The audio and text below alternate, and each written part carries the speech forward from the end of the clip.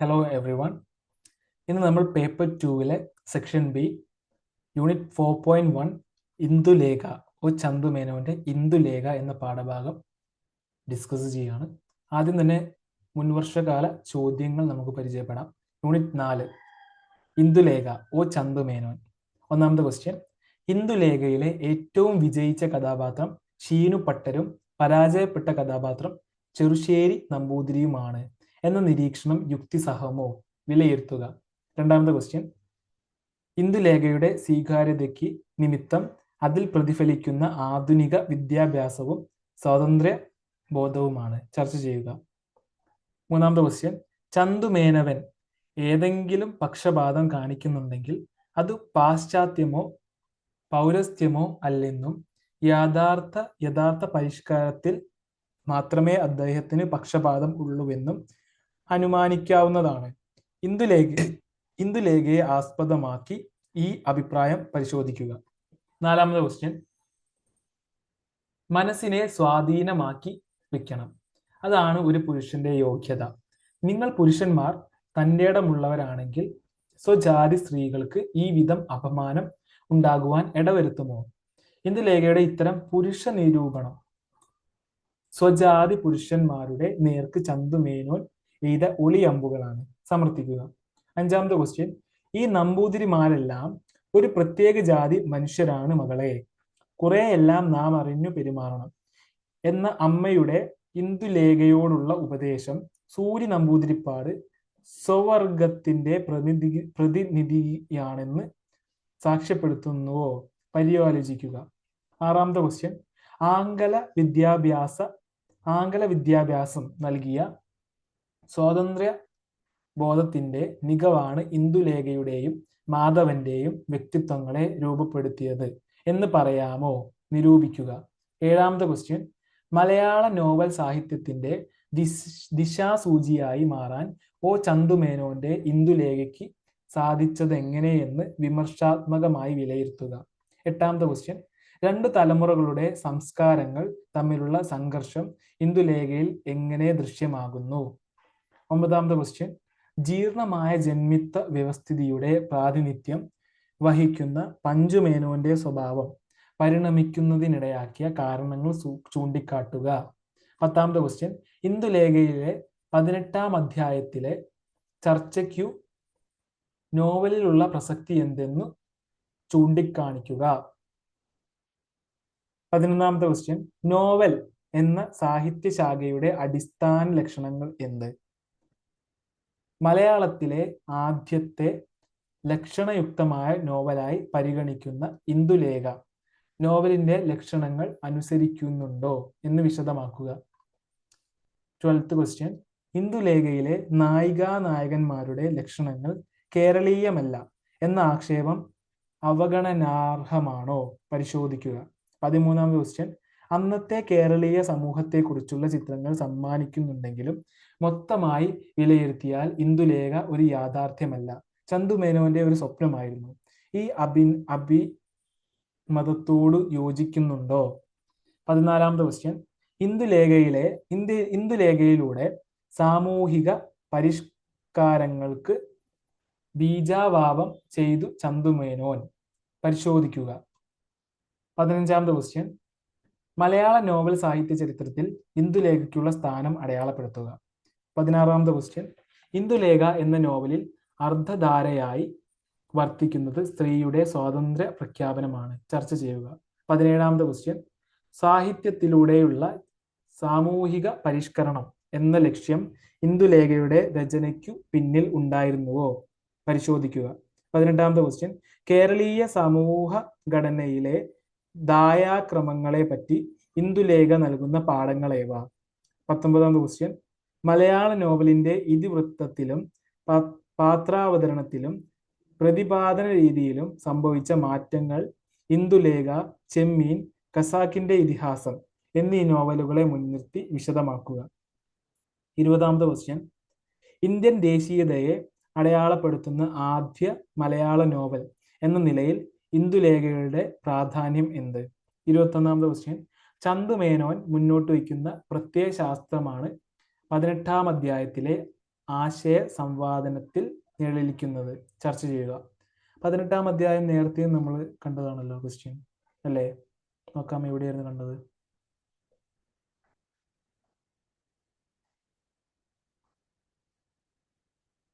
ഇവിടെതാ 2018 ചോദിച്ചത്. ഇന്ദുലേഖയിലെ 18-ാം അധ്യായത്തിലെ ചർച്ചയ്ക്കു നോവലിലുള്ള പ്രസക്തി എന്തെന്ന് ചൂണ്ടിക്കാണിക്കുക. ഇത് തന്നെ നമ്മളിവിടെ കണ്ടത്.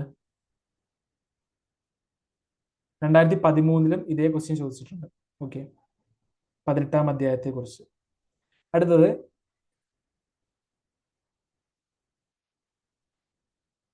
കലയിൽ കൂടി, 22-ാമത്തെ ക്വസ്റ്റ്യൻ, കലയിൽ കൂടി സാമൂഹ്യ പരിഷ്കരണം നടത്താനാവുമോ? ഇന്ദുലേഖയെ അടിസ്ഥാനമാക്കി ചർച്ച ചെയ്യുക.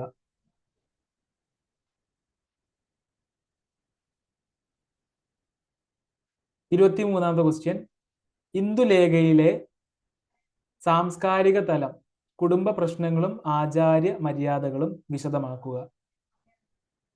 24-ാമത്തെ ക്വസ്റ്റ്യൻ, ഇന്ദുലേഖയെ അടിസ്ഥാനമാക്കി എല്ലാ ചോദ്യങ്ങൾക്കും ഉത്തരം എഴുതുക.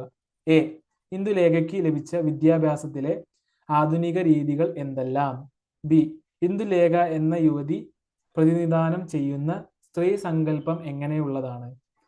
സി, ആധുനിക വിദ്യാഭ്യാസം സ്ത്രീ പുരുഷ ബന്ധത്തിൽ വരുത്തിയ പരിവർത്തനങ്ങൾ സംഗ്രഹിച്ചെഴുതുക. 25-ാമത്തെ ക്വസ്റ്റ്യൻ, 18-ാം അധ്യായം, വീണ്ടും ക്വസ്റ്റ്യൻ 2009, 2013 ചോദിച്ചിട്ടുണ്ട്, 2018 ചോദിച്ചിട്ടുണ്ട്. 18-ാം അധ്യായത്തെ കുറിച്ച്. ഓക്കെ, 25-ാമത്തെ ക്വസ്റ്റ്യൻ, 18-ാം അധ്യായം ഇന്ദുലേഖയ്ക്ക് ഒരു കളങ്കമാണെന്നുള്ള അഭിപ്രായത്തെ പ്രസ്തുത നോവലിലെ ഇതിവൃത്ത ഘടനയുടെ പശ്ചാത്തലത്തിൽ വിലയിരുത്തുക. 26-ാമത്തെ ക്വസ്റ്റ്യൻ, ആധുനിക വിദ്യാഭ്യാസ സമ്പ്രദായത്തിൽ പോലും പ്രായോഗികത കഷ്ടിയാണെന്ന് കാണിച്ചു തരാനാണ് മാധവനിലൂടെ ചന്തുമേനോൻ ശ്രമിച്ചത്. ചർച്ച ചെയ്യുക. 27-ാമത്തെ ക്വസ്റ്റ്യൻ, സാമൂഹിക നവോത്ഥാനത്തിന് കേരളീയ സമൂഹത്തെ സജ്ജമാക്കാനുള്ള ആഹ്വാനമാണ് ഇന്ദുലേഖ നൽകുന്നത്. നിരൂപിക്കുക. 28, ഇന്ദുലേഖയിലെ ചെറുശ്ശേരി എന്ന കഥാപാത്രത്തിന്റെ പ്രസക്തി എന്ത്?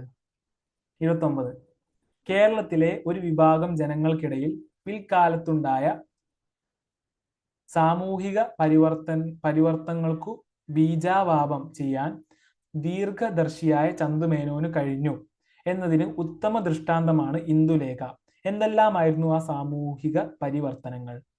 30, ഇന്ദുലേഖയിലെ സൂര്യ നമ്പൂതിരിയും ചെറുശ്ശേരിയും പ്രതിനിധാനം ചെയ്യുന്ന നമ്പൂതിരി സമുദായത്തിന്റെ വ്യത്യസ്ത മുഖങ്ങളേവ? 31-ാമത്തെ ക്വസ്റ്റ്യൻ, നോവലുകളിലൂടെയാണ് മലയാള സാഹിത്യത്തിൽ റിയലിസം കടന്നു വരുന്നത്. എങ്കിലും ഈ റിയലിസത്തിന്റെ കാൽപ്പനികത്വത്തിന്റെ ഗണ്യമായ കലർപ്പുണ്ടായിരുന്നു. ഇന്ദുലേഖയെ അടിസ്ഥാനമാക്കി നിരൂപിക്കുക. 32-ാമത്തെ ക്വസ്റ്റ്യൻ, നമ്പൂതിരിപ്പാടിലെ വരവ് ബഹുഘോഷമായി. ആൾ മഹാവിഡ്ഢിയാണെന്ന് തോന്നുന്നു. ഇതിന്റെ മുകളിലേക്ക് വരവുണ്ടാകും. വരട്ടെ, ബാന്ത വിക്കണം എന്ന് പറയും.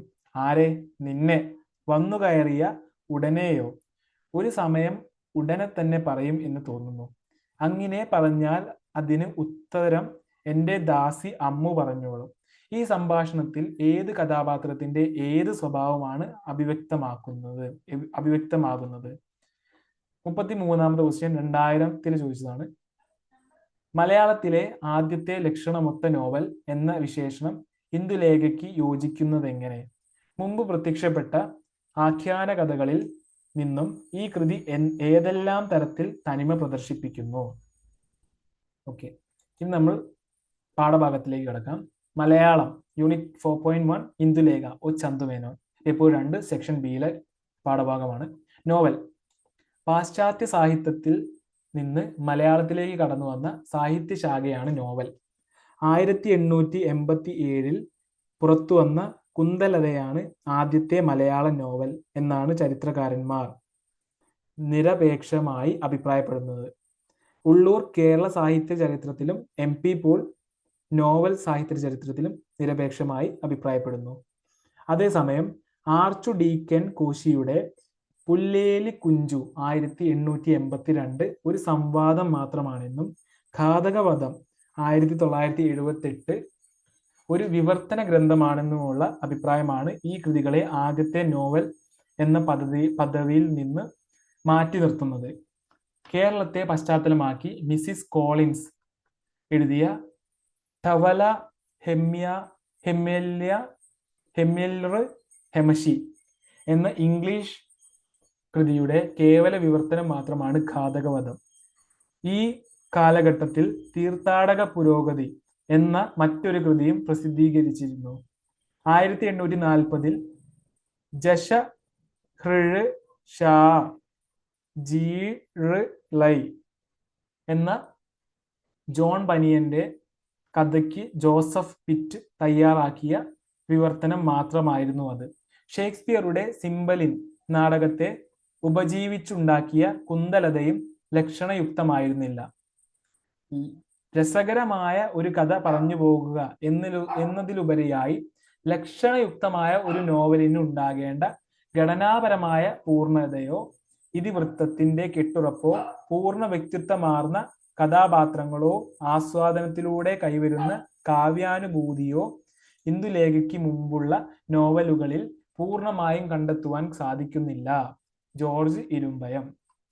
യാഥാർത്ഥ്യ ബോധത്തോടു കൂടി ജീവിതാവിഷ്കരണം നിർവഹിക്കുന്നതോടൊപ്പം അപൂർവമായ മനുഷ്യ ദർശനം സംഭാവന ചെയ്യാനും നോവൽ പ്രാപ്തമാണ്.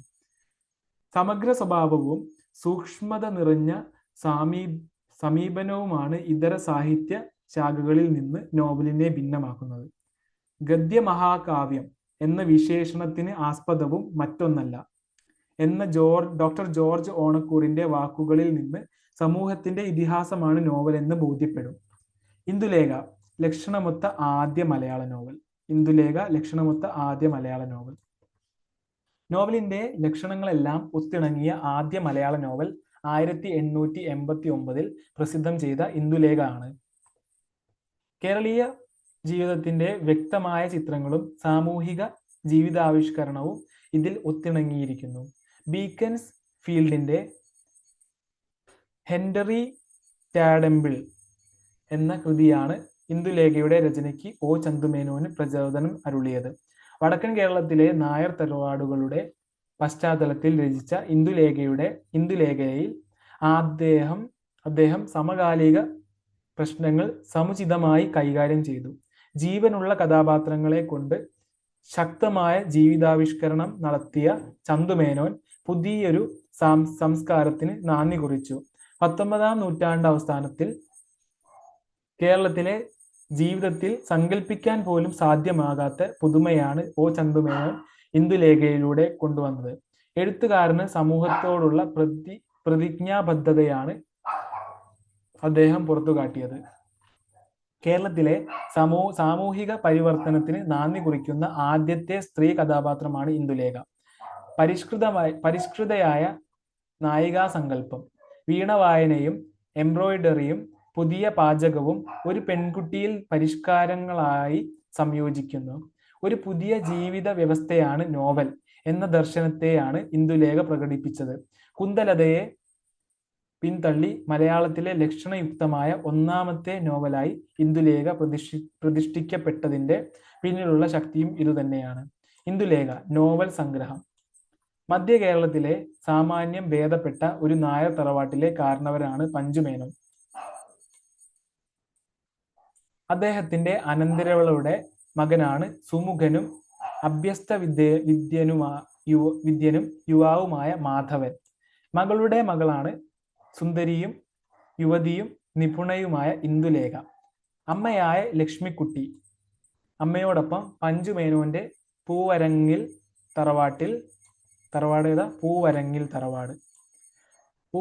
തറവാട്ടിൽ എല്ലാവർക്കും പ്രിയങ്കരിയായാണ് ഇന്ദുലേഖ ജീവിക്കുന്നത്. മാധവനോടുള്ള അവളുടെ പെരുമാറ്റം വളരെയേറെ സ്വാതന്ത്ര്യപൂർവവും അതേസമയം തന്നെ സംസ്കൃത മതികൾക്ക് ചേർന്ന വിധത്തിലുമാണെന്ന കാര്യം നമ്മെ ആകർഷിക്കുന്നു. മാധവനും ഇന്ദുലേഖയും പരസ്പരം ഇഷ്ടപ്പെടുന്നു.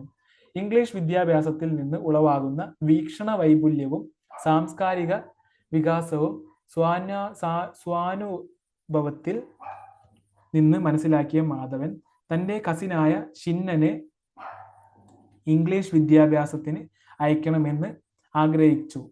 ഈ ആഗ്രഹം കാരണവരായ പഞ്ചുമേനോനോട് പറഞ്ഞപ്പോൾ തുടങ്ങി രണ്ടു സംസ്കാരങ്ങൾ തമ്മിലുള്ള സംഘട്ടനം. തന്റെ അഭിപ്രായത്തെ മറുത്തു പറയുവാൻ മാധവൻ ധൈര്യപ്പെട്ടതു തന്നെ ഇംഗ്ലീഷ് വിദ്യാഭ്യാസം മൂലമാണെന്നും അതിനാൽ മാധവനെ ഇംഗ്ലീഷ് പഠിപ്പിച്ചത് പോലും അബദ്ധമായി പോയെന്നും കാരണവർ വിചാരിച്ചു. മാത്രമല്ല തന്നെ എതിർത്തു പറഞ്ഞ മാധവനോട് പഞ്ചുമേനോൻ കോപാന്തനായി തീർന്നു. മാധവനും ഇന്ദുലേഖയും തമ്മിലുള്ള പ്രേമബന്ധത്തെ പറ്റി സൂചനകൾ ലഭിച്ചിരുന്ന പഞ്ചുമേനോൻ ആ വിവാഹം നടത്തിക്കൊടുക്കണമെന്ന് ഉള്ളാലെ ആശിച്ചിരുന്നതാണ്. എന്നാൽ മാധവനോട് കോപിഷ്ഠനായി തീർന്ന നിമിഷത്തിൽ അദ്ദേഹം ശപഥം ചെയ്തു, ശ്രീ പോർക്കലി ഭഗവതിയാണേ, ഞാൻ ഇന്ദുലേഖയെ മാധവന് കൊടുക്കയില്ല എന്ന്. പഞ്ചുമേനോന്റെ ഈ ഉഗ്ര പ്രതിജ്ഞയാണ് കഥയിൽ വില്ലനായി പരിണമിക്കുന്നത്. മാധവൻ ഷിന്നനെയും കൊണ്ട് മദിരാശിക്ക് പോയി. പഞ്ചുമേനോൻ മാമൂൽ പ്രിയനും ദുരഹങ്കാരിയുമാണെങ്കിലും ഒരു ദുഷ്ട കഥാപാത്രമല്ല. അക്കാലത്ത് തലയുയർത്തി നിന്ന ഫ്യൂഡൽ സംസ്കാരത്തിന്റെ ഒരു പ്രതിനിധിയായിട്ടാണ് പഞ്ചുമേനോനെ കഥയിൽ അവതരിപ്പിച്ചിരിക്കുന്നത്. മറ്റൊരു ഫ്യൂഡൽ കഥാപാത്രമാണ് മൂർക്കില്ലത്ത് മനക്കൽ സൂരി നമ്പൂതിരിപ്പാട്. മൂർക്കില്ലത്ത് മനക്കൽ സൂരി നമ്പൂതിരിപ്പാട്. പഞ്ചുമേനോന്റെ തറവാട് ഏതായിരുന്നു? പഞ്ചുമേനോന്റെ തറവാട് പൂവരങ്ങിൽ തറവാട്. ഓക്കെ. സൂര്യ നമ്പൂതിരിപ്പാടും ഒരു ദുഷ്ട കഥാപാത്രമല്ല, വിഡ്ഢിയും വിടകേസിരിയുമാണെന്നു മാത്രം.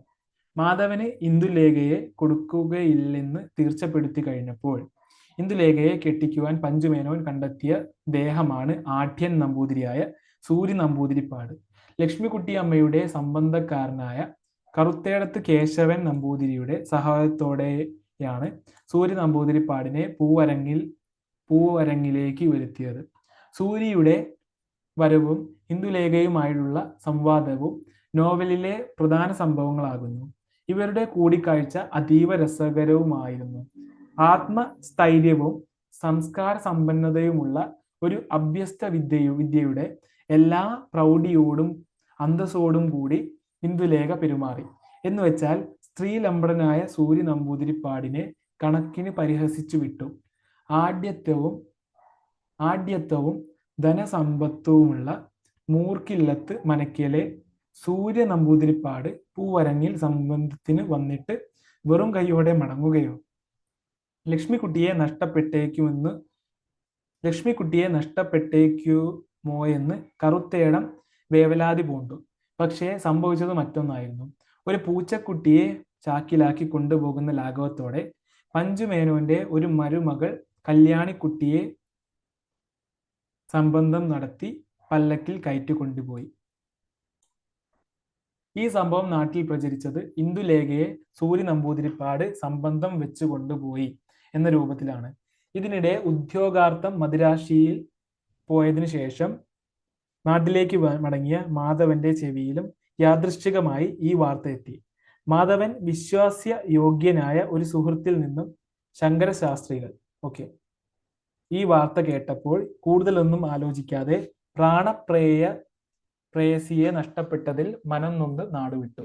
പിന്നീടുള്ള മാധവന്റെ ദേശാന്തര ഗമനം സംഭവബഹുലമായിരുന്നു.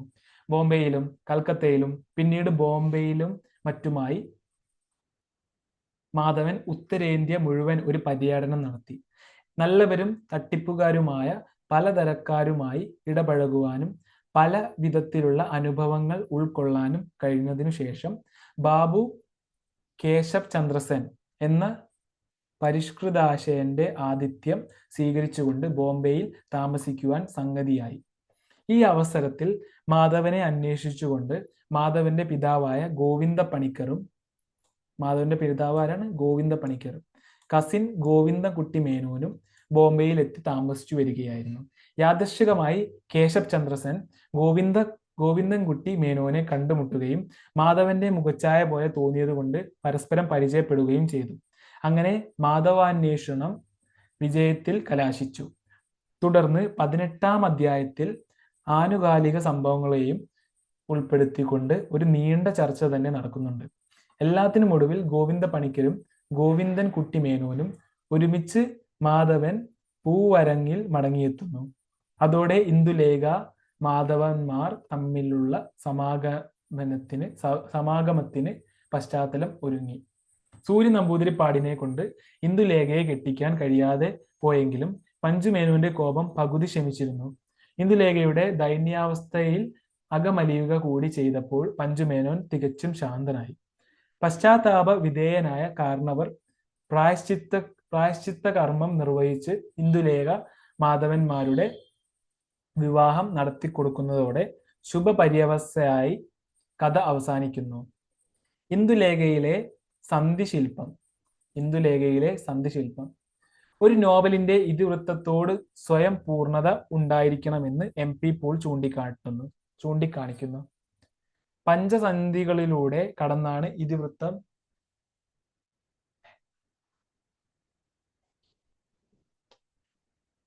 ഒരു നോവലിന്റെ ഇതിവൃത്തത്തോട് സ്വയം പൂർണ്ണത ഉണ്ടായിരിക്കണമെന്ന് MP പോൾ ചൂണ്ടിക്കാണിക്കുന്നു.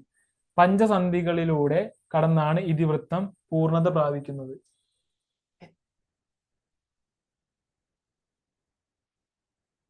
മുഖം, പ്രതിമുഖം, ഗർഭം, വിമർശം, നിർവഹണം എന്നിവയാണ് പഞ്ചസന്ധികൾ.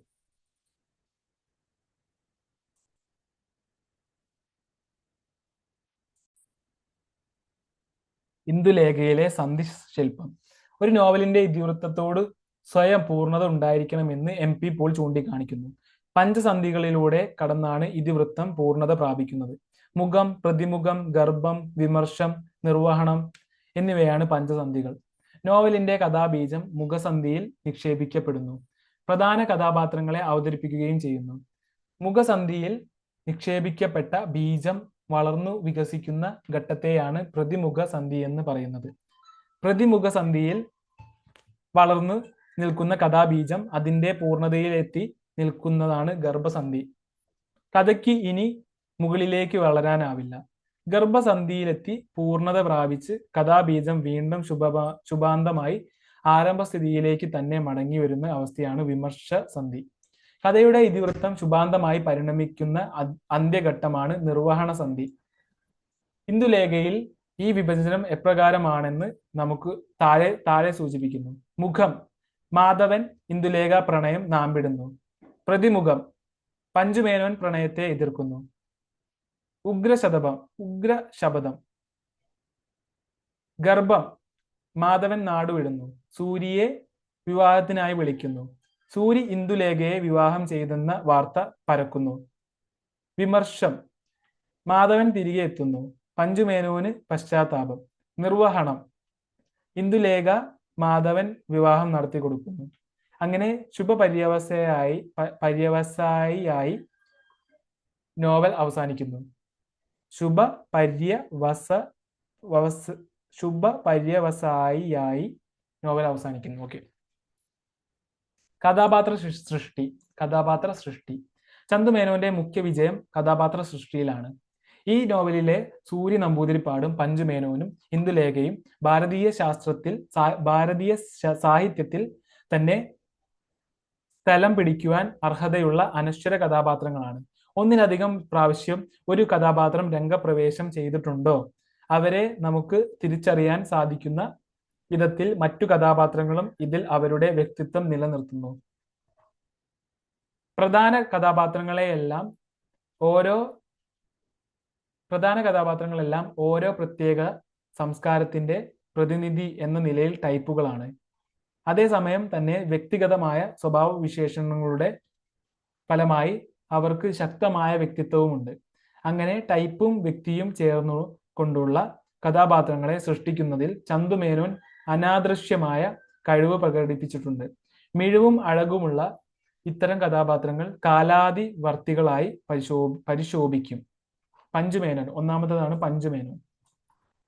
പഴയ നാടുവാഴി നായർ തറവാട്ടിലെ കാരണവർമാർക്കുണ്ടായിരുന്ന ഏക ശാസനാ സ്വഭാവക്കാരൻ. ക്ഷിപ്രകോപിയും അഹംഭാവിയും. പഞ്ചുമേനോൻ കോപിഷ്ഠനും യാഥാസ്ഥിതികനുമാണെങ്കിലും ദുഷ്ടകഥാപാത്രമല്ല. മാർദ്ദവമേറിയ ചില വശങ്ങളും അയാളുടെ ഹൃദയതന്തുക്കളിൽ ഇണങ്ങിച്ചേർന്നിട്ടുണ്ട്. ഇന്ദുലേഖയുടെ കാര്യത്തിൽ അയാൾക്ക് അയവേറിയ സമീപനമാണ് ഉള്ളത്. അതേസമയം തന്നെ മറ്റുള്ളവരോടെല്ലാം പഞ്ചുമേനോന് വലിയ കോപമാണ്. കാരണവർ സ്ഥാനത്തെ നാടുവാഴിത്ത വ്യവസ്ഥിതിയിൽ എത്രത്തോളം ബഹുമാനിക്കുകയും പേടിക്കുകയും ചെയ്യേണ്ടിയിരുന്നു എന്നതിന് ഉദാഹരണമാണ് നോവലിലെ കഥാപാത്രങ്ങൾ. പഞ്ചുമേനവനെ അദ്ദേഹം എന്ന് മാത്രം അഭിസംബോധന ചെയ്യുന്നത്. അനന്തിരവനായ ചാത്തര മേനോനെ വിളിച്ചു വരുത്തിയ ഉടനെ പറയുന്നത് ഇപ്രകാരമാണ്: എടാ കുരുത്തം കെട്ട കഴിവേറി തെമ്മാടി, ഷിന്നനെ മദിരാശിക്ക് അയച്ചുവോ? എടാ. ഏതാണ്ട് അതേ രൂപത്തിൽ തന്നെയാണ് ചാത്തര മേനോന്റെ അച്ഛൻ ഷീനു പട്ടരോടും സംസാരിക്കുന്നത്. കോമട്ടി എന്നാണ് സംബോധനം. ഇവിടെ ഊട്ടുപുരയിലും അമ്പലത്തിലും കാണരുത് എന്ന കൽപ്പനയും. തരഭേദമനുസരിച്ച് മറ്റുള്ളവരോട് പെരുമാറാനും പഞ്ചുമേനോന് അറിയാം. കഥയുടെ ഒടുവിൽ മാധവന്റെ കാര്യത്തിൽ വിട്ടുവീഴ്ച ചെയ്യാൻ പഞ്ചുമേനോനെ പ്രേരിപ്പിച്ചത് ഇന്ദുലേഖയോടുണ്ടായിരുന്ന മാർദ്ദവ മനോഭാവമാണ്. രണ്ടാമത്തെ കഥാപാത്രം ഇന്ദുലേഖ. ആധുനിക കാലത്ത് ഒരു യുവതി എങ്ങനെയായിരിക്കണം എന്ന ചോദ്യത്തിന്റെ ചന്തുമേനോനുള്ള മറുപടിയാണ് ഇന്ദുലേഖ. 19-ാം നൂറ്റാണ്ട് അവസാനത്തിൽ കേരളത്തിലെ ജീവിതത്തിൽ സങ്കല്പിക്കാൻ പോലും സാധ്യമാകാത്ത സ്ത്രീ സങ്കല്പം. വീണവായനയും എംബ്രോയിഡറിയും പുതിയ പാചകവും ഒരു പെൺകുട്ടിയിൽ പരിഷ്കാര ഘടകങ്ങളായി സംയോജിക്കുന്നു. നല്ല തന്റേടവും ചൊടിയും ഇന്ദുലേഖയ്ക്കുണ്ട്. മാധവന്റെ ദുർബലതയെ അവൾ പരിഹസിച്ചു. തന്നെ ശരിക്കു മനസ്സിലാകാതെ മുള്ളുവാക്കു പറഞ്ഞ മാധവനെ ശപ്പൻ എന്ന് വിളിക്കാൻ അവൾക്ക് കൂസലുണ്ടായില്ല. തന്റെ മുന്നിലെത്തിയ സൂര്യ നമ്പൂതിരിയോട് സംബന്ധത്തിന് തയ്യാറല്ലെന്ന് തുറന്നു പറയാനും ഇന്ദുലേഖയ്ക്ക് ധൈര്യമുണ്ടായിരുന്നു. ആധുനിക വിദ്യാഭ്യാസമാണ് ഇന്ദുലേഖയെ അതിനു പ്രാപ്തമാക്കുന്നത്.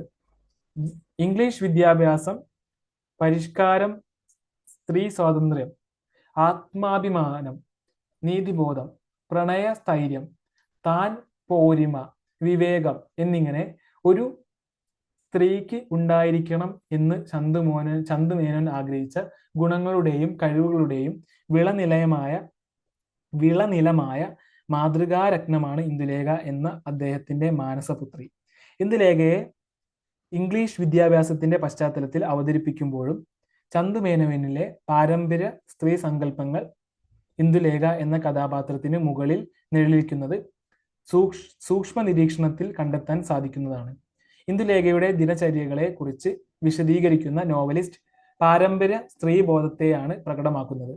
നമ്പൂതിരി നായർ സമുദായത്തിൽപ്പെട്ട സ്ത്രീകൾ നിർബന്ധമായി അനുഷ്ഠിക്കേണ്ടിയിരുന്ന ദിനചര്യകളായിരുന്നു ഇതെല്ലാം. ഇതിലൊന്നും താല്പര്യം ഇല്ലാതിരിക്കുന്ന സ്ത്രീകൾ പോലും നിർബന്ധിതമായി ഇത്തരം ദിനചര്യകൾ ജീവിതത്തിന്റെ ഭാഗമാക്കാൻ ശീലിക്കപ്പെട്ടിരുന്നു. സ്ത്രീയുടെ കുലീനത ഇത്തരം ദിനചര്യകളിലാണ് സമുദായം അടയാളപ്പെടുത്തിയിരുന്നത്. ഈ സങ്കല്പത്തെ തന്നെയാണ് ഇന്ദുലേഖയുടെ സ്വഭാവ സവിശേഷത എന്ന നിലയിൽ ചന്തുമേനോൻ അവതരിപ്പിച്ചിരിക്കുന്നത്.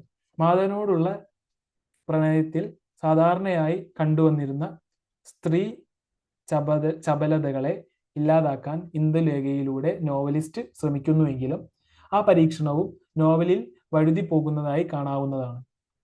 മാധവന്റെ അധരങ്ങളിൽ ചുംബിക്കാൻ തയ്യാറാവുകയും അയാളെ ആലിംഗനം ചെയ്യുവാനും ധൈര്യം കാണിക്കുന്ന ഇന്ദുലേഖ മാധവൻ ജോലിയുടെ ആവശ്യത്തിനായി രാജ്യം വിട്ടതിനു ശേഷം അയാളെക്കുറിച്ച് ആരെങ്കിലും സംസാരിക്കുമ്പോൾ വളരെയധികം ലജ്ജാവതിയായി മാറുന്നതായി നോവലിസ്റ്റ് ചിത്രീകരിക്കുന്നു. പ്രണയകാര്യത്തിൽ ഇത്രയധികം ധൈര്യം കാണിക്കുന്ന ഇന്ദുലേഖ മാധവന്റെ പേര് കേൾക്കുമ്പോൾ സന്തോഷവതിയും അഭിമാനബോധവും ഉണ്ടാകേണ്ടതിന് പകരം ലജ്ജിക്കുന്നുവെന്ന് പറഞ്ഞു വെക്കുമ്പോൾ കഥാപാത്രത്തിന്റെ വ്യക്തിത്വ നിർമ്മിതിയെ പ്രതികൂലമായി ബാധിക്കുകയാണ് ചെയ്യുന്നത്. പ്രണയ തീവ്രതയെ അവതരിപ്പിക്കുവാൻ ശ്രമിക്കുമ്പോൾ കഥാപാത്ര വൈകല്യം കൊണ്ട് ഒരുതരം കൃത്രിമത്വമാണ് ഇവിടെ സൃഷ്ടിക്കപ്പെടുന്നത്. മൂന്നാമത്തത് മാധവൻ. വളരെയേറെ ഹൃദയ ദൗർബല്യങ്ങൾ പ്രകടിപ്പിക്കുന്ന ശങ്കാധീനയായ നായകൻ എന്ന നിലയിലാണ് മാധവന്റെ ചിത്രീകരണം.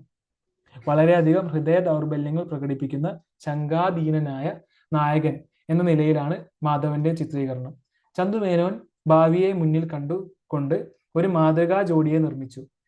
അയഥാർത്ഥതയുടെ ഒരു അന്തരീക്ഷം മാധവൻ എന്ന കഥാപാത്രത്തിലും കാണാൻ കഴിയും. അനുസൃതമായി മാധവന്റെ വാക്കുകൾക്ക് ഗാംഭീര്യം പോരാ. മാധവന്റെ വാക്കുകൾ കേട്ടാൽ പലപ്പോഴും ഘനബുദ്ധിയില്ലാത്ത ഒരു വിഡ്ഢിയാണെന്ന് തോന്നിപ്പോകുമെന്ന് നിരൂപകന്മാരുടെ ആക്ഷേപവും ഉയർന്നിട്ടുണ്ട്.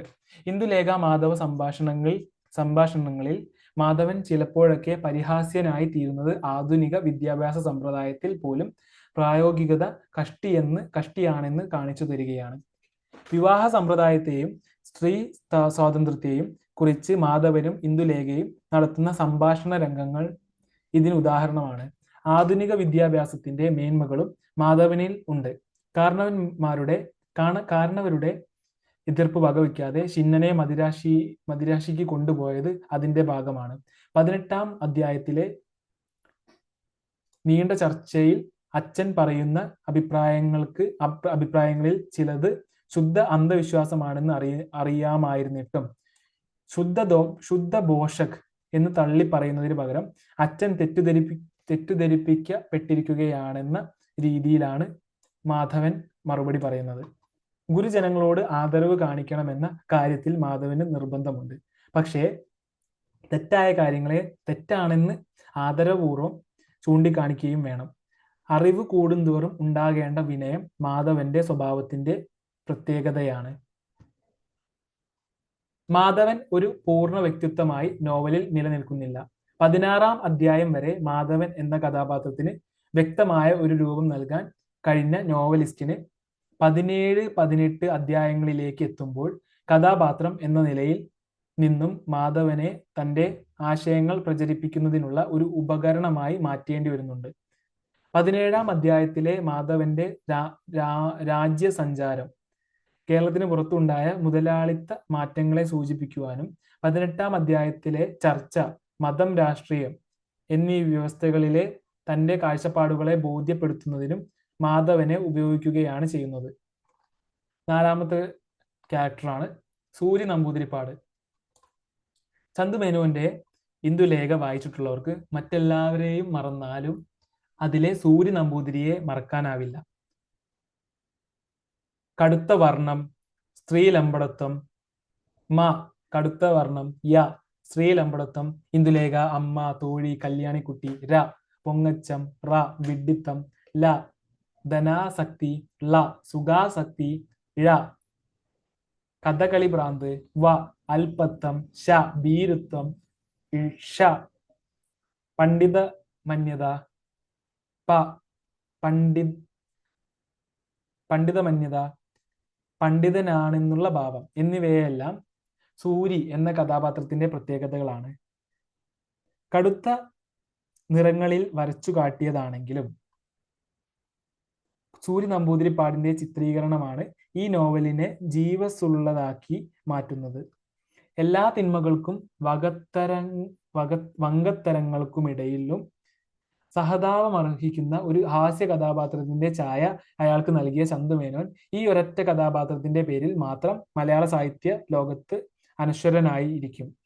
സൗന്ദര്യമുള്ള ഏതൊരു സ്ത്രീയെ കണ്ടാലും സൂര്യ നമ്പൂതിരിപ്പാടിന് ഭ്രമമായിരുന്നു. ഇന്ദുലേഖയുടെ പരിചാരിക അമ്മുവിനെ കണ്ടപ്പോൾ പോലും നമ്പൂതിരിപ്പാടിന് ഭ്രമം തോന്നി. ഇങ്ങനെ ഭ്രമം തോന്നുന്നതിൽ യാതൊരു തെറ്റുമില്ലെന്ന സംസ്കാരത്തിന്റെ ബലത്തിന്മേൽ അത് ആരോടും തുറന്നു പറയാനും നമ്പൂതിരിക്ക് മടിയില്ലായിരുന്നു. പഞ്ചുമേനോന്റെ മകൾ ലക്ഷ്മിക്കുട്ടിയോടും അവളുടെ മകൾ ഇന്ദുലേഖയോടും ഒരേ സമയം ഭ്രമം തോന്നിയ കാര്യം പഞ്ചുമേനോനോട് തുറന്നു പറയുവാൻ സൂര്യ നമ്പൂതിരിപ്പാടിന് യാതൊരു ലജ്ജയും ഉണ്ടായിട്ടില്ല. ഇന്ദുലേഖയും സൂര്യ നമ്പൂതിരിപ്പാടും തമ്മിലുള്ള സംഭാഷണ രംഗങ്ങളെല്ലാം നർമ്മരസപ്രധാനങ്ങളാണ്.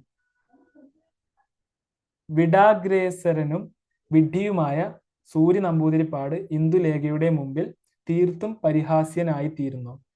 കേരളത്തിന് സാംസ്കാരികമായും ബൗദ്ധികമായും വളരെ സംഭാവനകൾ നൽകിയ നമ്പൂതിരി സമുദായത്തിന് എന്നും അപമാനകരമായ ചിത്രമായാണ് സൂര്യ നമ്പൂതിരിപ്പാട് നിലകൊള്ളുന്നത്. സൂര്യ നമ്പൂതിരിപ്പാട് എന്ന കഥാപാത്രത്തിലൂടെ നമ്പൂതിരി സമുദായത്തിൽ പൊതുവായുണ്ടായിരുന്ന ദൗർബല്യങ്ങളെ ചൂണ്ടിക്കാണിച്ചു അതിനെ ദൂരീകരിക്കുവാൻ ശ്രമിക്കുകയായിരുന്നു ചന്തുമേനോന്റെ ലക്ഷ്യം. പൊരുത്തക്കേട് വരച്ചു കാട്ടിയാണ് സാഹിത്യകാരന്മാർ ഹാസ്യരസം ഉണർത്തുന്നത്. പൊരുത്തക്കേട് പെരുപ്പിക്കുമ്പോൾ കിട്ടുന്ന ചിത്രം കാരിക്കേച്ചറായി മാറുന്നു. സൂര്യയുടെ വേഷത്തിലും ആകാരത്തിലുമുള്ള പൊരുത്തക്കേടുകളും ഹാസ്യരസമുണർത്തുന്നു. ചില വ്യവസ്ഥിതികളോടും സംസ്കാരത്തോടും ചന്തുമേനോന് എതിർപ്പുണ്ടായിരുന്നു. ആ വ്യവസ്ഥിതികളുടെയും സംസ്കാരത്തിന്റെയും ഇരയായി തീർന്ന ചില വ്യക്തികൾ മാത്രമാണ് ഇതിലെ പരിഹാസ പാത്രങ്ങളായി തീർന്ന നമ്പൂതിരി കഥാപാത്രങ്ങൾ.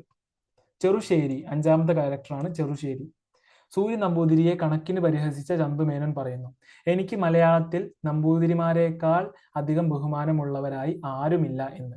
ഈ പ്രസ്താവം ചെറുശ്ശേരി നമ്പൂതിരിയിലേക്ക് എത്തുമ്പോഴേക്കും വാസ്തവമാണെന്ന് തോന്നിപ്പോകും. ഇന്ദുലേഖയിൽ ബോധപൂർവം സൃഷ്ടിച്ച ഒരു കഥാപാത്രമാണ് ചെറുശ്ശേരി.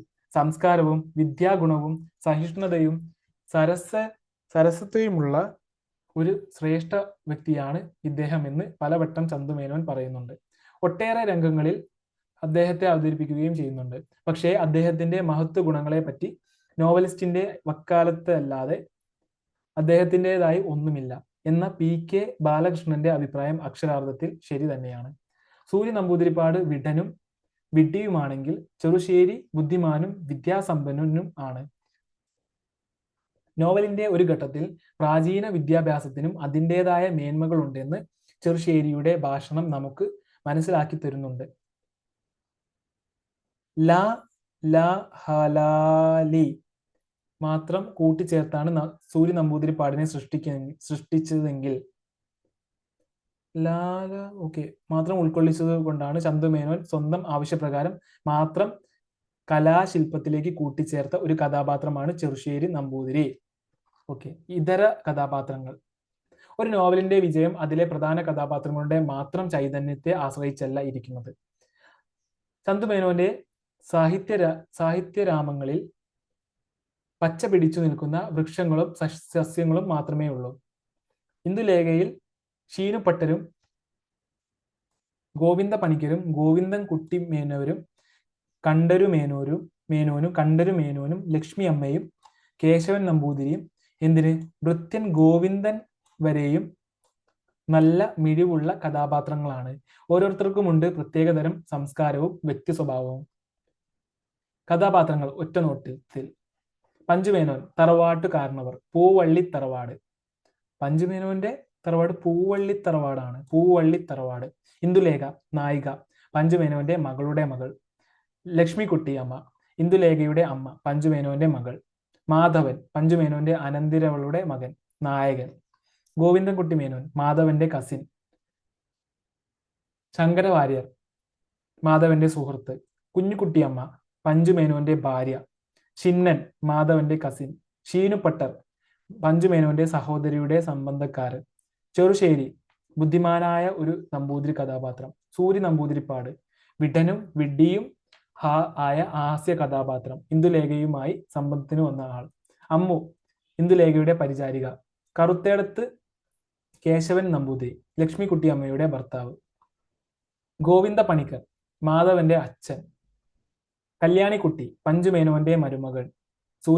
സൂരി സംബന്ധം നടത്തി കൊണ്ടുപോകുന്നു. കല്യാണിക്കുട്ടി. ഇന്ദുലേഖ 18-ാം അധ്യായം. 18-ാം അധ്യായം കഥാഗതിയെ തടസ്സപ്പെടുത്തുന്ന ഒരു ശിലാഖണ്ഡമാണെന്നാണ് MP പോൾ അഭിപ്രായപ്പെടുന്നത്. ചന്തുമേനോൻ ഒരു പഠനം എന്ന കൃതിയിൽ PK ബാലകൃഷ്ണനും ഇതേ ആശയം മുന്നോട്ട് വയ്ക്കുന്നു.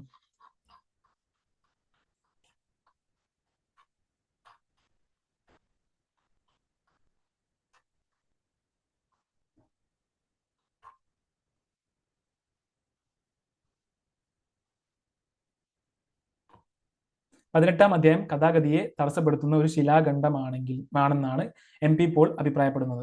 ചന്തുമേനോൻ ഒരു പഠനം എന്ന കൃതിയിൽ PK ബാലകൃഷ്ണനും ഇതേ ആശയം മുന്നോട്ട് വയ്ക്കുന്നു.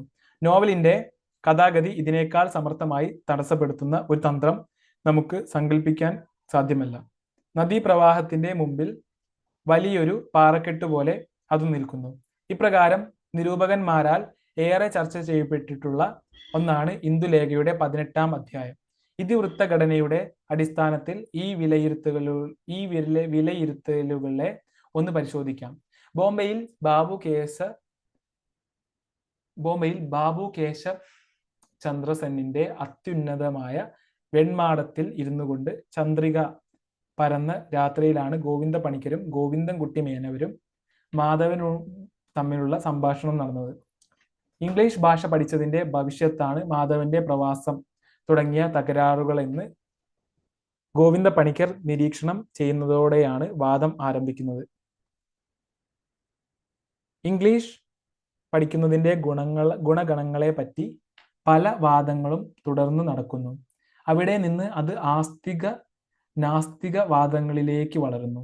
നമ്മുടെ മതം, സംസ്കാരം, സാമൂഹ്യ നിഷ്ഠകൾ തുടങ്ങിയവയോരോന്നും ഈ വാദപ്രതിവാദത്തിൽ കക്ഷി ചേരുന്നുണ്ട്.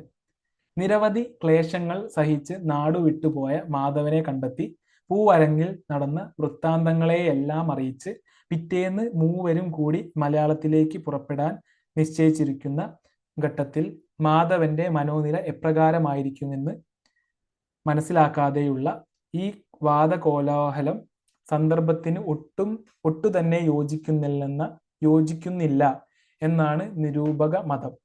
കഥയുമായി ബന്ധപ്പെടുത്താതെ ഈ വിവാദത്തെ വിലയിരുത്തുകയാണെങ്കിൽ അതിൻ്റെ കർത്താവിനെ പ്രശംസിക്കാതിരിക്കാൻ സാധ്യമല്ലെന്നും പി.കെ. ബാലകൃഷ്ണൻ പറയുന്നു. ഒരു സാഹിത്യകൃതി അതിൻ്റെ ആസ്വാദന തലത്തിലും ആശയതലത്തിലും തുല്യ പ്രാധാന്യം അർഹിക്കുന്നുണ്ട്. ഈ രണ്ട് ഘടകങ്ങളിൽ ഏതൊന്നിൻ്റെയും കൂടുതലോ കുറവോ സാഹിത്യ സൃഷ്ടിയെ പ്രതികൂലമായി ബാധിക്കുന്നതാണ്. ഇന്ദുലേഖ എന്ന നോവലും അതിൻ്റെ ആസ്വാദന തലത്തിലും ആശയതലത്തിലുമാണ് വിലയിരുത്തപ്പെടേണ്ടത്. നോവലിലെ 18-ാം അധ്യായം ഒഴുക്കിനെ തടസ്സപ്പെടുത്തുന്ന ശിലാഖണ്ഡം എന്ന് പരാമർശിക്കുമ്പോൾ ഈ വിമർശനം നോവലിന്റെ ആസ്വാദന തലത്തെ അടിസ്ഥാനപ്പെടുത്തിക്കൊണ്ടാണ്, ഇതിവൃത്തഘടനയെ അടിസ്ഥാനപ്പെടുത്തിക്കൊണ്ടാണ് നിരൂപകന്മാർ വിമർശന വിധേയമാക്കുന്നത്. നോവലിൽ 1-ാം അധ്യായം മുതൽ 16-ാം അധ്യായം വരെയുള്ള ഇതിവൃത്തഘടനയെയും അതിൻ്റെ ആശയതലത്തെയും തുല്യമായി ആവിഷ്കരിച്ച നോവലിസ്റ്റ് 17-18 അധ്യായങ്ങളിലേക്ക് എത്തുമ്പോൾ ഇതിവൃത്തഘടനയിൽ കളങ്കം വരുത്തിക്കൊണ്ട് ആശയതലത്തിന് കൂടുതൽ പ്രാധാന്യം കൊടുക്കുകയാണ് ചെയ്യുന്നത്. ഇതോടുകൂടി അതുവരെ നോവലിൽ നിലനിന്നിരുന്ന ഇതിവൃത്തഘടനയുടെയും ആശയതലത്തിൻ്റെയും തുല്യത നഷ്ടപ്പെടുകയാണ് ചെയ്യുന്നത്. ആശയതലം മുഴിച്ചു നിൽക്കുന്നു. ഇത് നോവലിന്റെ ആസ്വാദന തലത്തിന് കളങ്കം സൃഷ്ടിക്കുകയും ചെയ്യുന്നു. മാധവൻ എന്ന കഥാപാത്രത്തിന് ഇന്ദുലേഖയോടുള്ള പ്രണയ തീവ്രത എത്രത്തോളമാണെന്ന് നോവലിന്റെ ആദ്യ ഭാഗത്ത് തന്നെ ചന്തുമേനോൻ കാണിച്ചു തരുന്നുണ്ട്. പ്രണയപരവശനായ മാധവൻ ഇന്ദുലേഖയും കൂട്ടി തിരിച്ചു പോകാൻ വേണ്ടിയാണ് നാട്ടിലെത്തുന്നത്.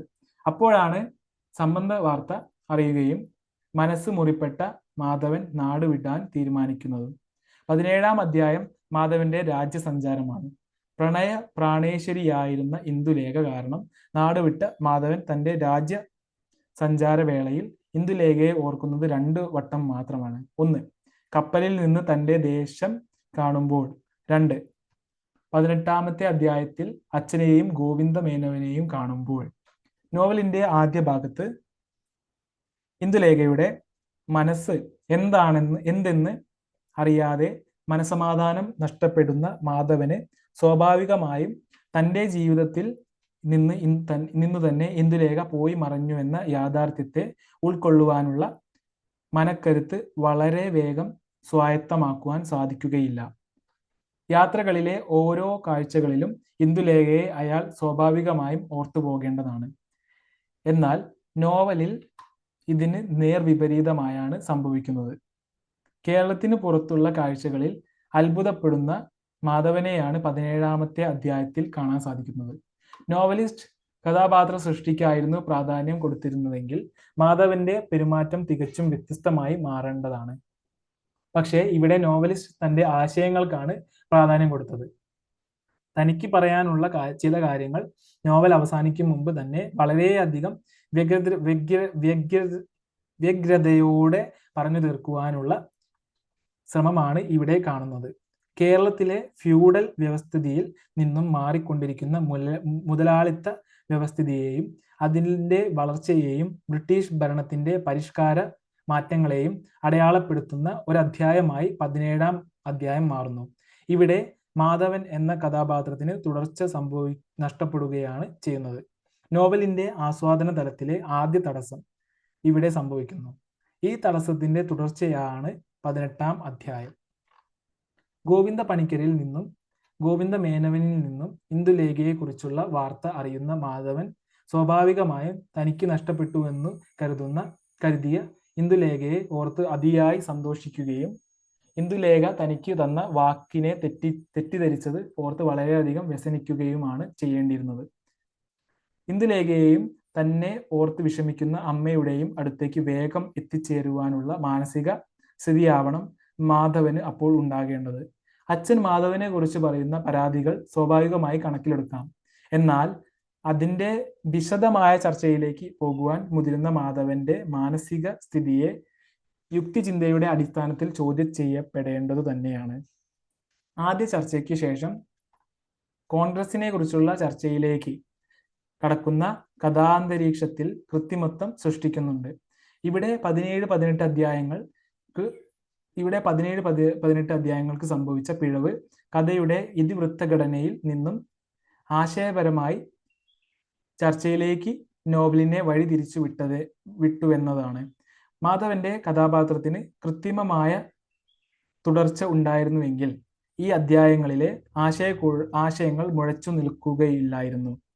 നോവലിന്റെ ഇതിവൃത്തഘടനയും ആശയതലത്തെയും നോവലിന്റെ അവസാന ഘട്ടത്തിൽ ഒന്നിച്ചു കൊണ്ടുപോകാൻ കഴിയില്ലെന്ന് മനസ്സിലാക്കിയ നോവലിസ്റ്റ് നോവലിൽ എപ്പോഴും താൻ അവതരിപ്പിച്ചു പോന്ന ആശയതലത്തിന് പ്രാധാന്യം കൊടുക്കുകയാണ് ചെയ്തത്. നോവലിൽ ഇന്ദുലേഖയുമായി രണ്ടാമത്തെ കൂടിക്കാഴ്ചയ്ക്ക് തയ്യാറെടുക്കുന്ന സൂര്യ നമ്പൂതിരിപ്പാടും ചെറുശ്ശേരിയും തമ്മിൽ സ്ത്രീ സംബന്ധമായ ഒരു നീണ്ട ചർച്ച നടക്കുന്നുണ്ട്. എന്നാൽ ഈ ചർച്ച അരോചകമായി മാറുന്നില്ല. കാരണം അതിനനുസൃതമായ പശ്ചാത്തലത്തിലാണ് ചന്തുമേനോൻ അത്തരമൊരു സംഭാഷണം ഒരുക്കിയത്. ഇത്തരമൊരു വീക്ഷണത്തിന്റെ അടിസ്ഥാനത്തിലാണ് 18-ാം അധ്യായം വിമർശനങ്ങൾക്ക് വിധേയമാകുന്നത്. നോവലിന്റെ ആശയ പ്രചരണത്തെ അടിസ്ഥാനപ്പെടുത്തുമ്പോൾ 18-ാം അധ്യായത്തിലെ ചർച്ചകൾ ചരിത്ര പ്രാധാന്യം അർഹിക്കുന്നുണ്ട്. ഒരു സാഹിത്യകൃതി എപ്പോഴും ആസ്വാദന തലത്തിലും ആശയതലത്തിലും ഒരുപോലെ മികവ് പുലർത്തേണ്ടതുണ്ട്. ആസ്വാദനത്തിലുള്ള സാധ്യതകളെ മുൻനിർത്തി തന്നെയാണ് കവിതകളും ചെറുകഥകളും നോവലുകളും നാടകങ്ങളും സിനിമകളുമൊക്കെ തന്നെ രൂപം കൊള്ളുന്നത്. ആശയപ്രചരണം അതിൻ്റെ ഒരു ഭാഗമാണ്. രണ്ടു ഘടകങ്ങളും തുല്യതയോട് കാണേണ്ടതാണ്. ഇന്ദുലേഖയുടെ 18-ാം അധ്യായത്തെ വിമർശിച്ചവർ അതിൻ്റെ ആശയതലത്തിന്റെ പ്രാധാന്യത്തെ രേഖപ്പെടുത്താൻ മറന്നു. 18-ാം അധ്യായത്തെ അനുകൂലിച്ചവരാകട്ടെ നോവലിന്റെ ആസ്വാദന തലത്തെ പരിഗണിക്കാനും മറക്കുകയാണ് ഉണ്ടായത്. ഇന്ത്യൻ ദേശീയതയെ അടയാളപ്പെടുത്തുന്ന ആദ്യ മലയാള നോവൽ ഇന്ദുലേഖ. മലയാള ഭാഷയിലേക്കും കേരളീയ ചിന്തയിലേക്കും പാശ്ചാത്യ ബൗദ്ധിക ചിന്തയുടെ നീരുറവുകളും അതിൻ്റെ സമീപന രീതിയും ആദ്യമായി അവതരിപ്പിച്ചത് ചന്തുമേനോന്റെ 18-ാം അധ്യായമാണെന്ന് നിസ്തർക്കമാണ്. പി കെ ബാലകൃഷ്ണൻ.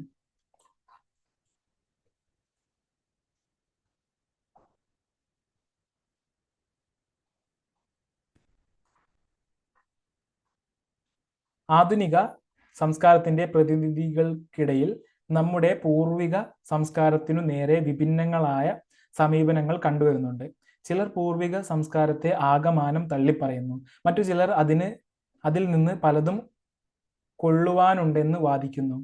ഇതിൽ രണ്ടാമത് പറഞ്ഞ സമീപനമാണ് അഭികാമ്യമെന്ന് വരുത്തി തീർക്കുകയാണ് വിവാദ വിഷയമായ 18-ാം അധ്യായത്തിലെ ചർച്ചയിലൂടെ ചന്തുമേനോൻ സാധിച്ചിരിക്കുന്നത്. ചന്തുമേനോൻ മുന്നോട്ട് വയ്ക്കുന്ന പ്രത്യയ ശാസ്ത്രമാണ് 18-ാം അധ്യായത്തിലെ ആശയ സംവാദനത്തിൽ നിലനിൽക്കുന്നത്. ദൈവവിശ്വാസം, ക്ഷേത്രദർശനം, ചന്ദനവും ഭസ്മവും ധരിക്കൽ, ഗുരുജനാദരം തുടങ്ങിയ നിരവധി കാര്യങ്ങൾ ഈ അധ്യായത്തിൽ ചർച്ചാ വിഷയമാകുന്നുണ്ട്.